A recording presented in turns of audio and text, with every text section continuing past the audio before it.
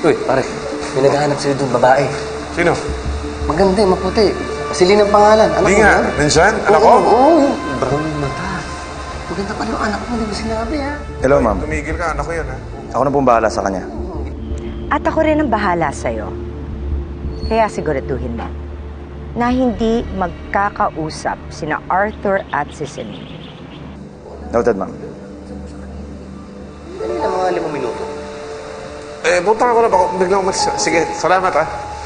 Oh, saan ka pupunta? Boss, nandyan daw yung anak ko. Hindi ka po pwedeng tumanggap ng dalaw ngayon, Arthur. Nakaisa ka na kanina, baka maingit yung mga kasama mo. Boss, baka pwede naman. Ang layo pa ng pinagalingan ng anak ko. Hindi nga po pwede ang kulit mo, ha? Pumasok ka na doon. Ako nagpapalis sa anak mo. Ako na rin magsasabi sa kanya na gilaw ka. Pumasok ka na sa loob para hindi ka masaktan.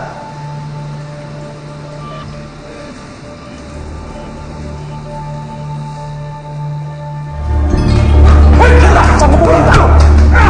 Hawakan niyo to! Hawakan niyo to! Ako, nandyan yung anak ko! Nandyan yung Dali sa balkoy na to! Ano ako ilog dito? Nandyan yung anak ko! Celine! Celine! Sandali! Huwag niyo ako ilog dito! Celine! Celine! Yung anak ko nandyan! Yung anak ko! Diyan ka sa magtanda ka! Pakawalan niyo ako dito! Celine! Pakawalan niyo ako dito! Celine!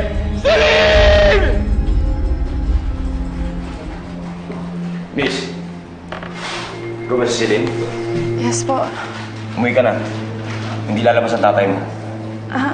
Sabi po ng inmate kanina na excited siyang makita ko. Bakit doon ka maniniwala?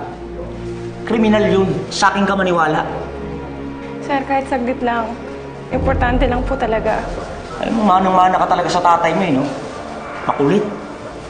Gusto mo bang ibartuloy na rin kita? Ala! Sige! Alis na!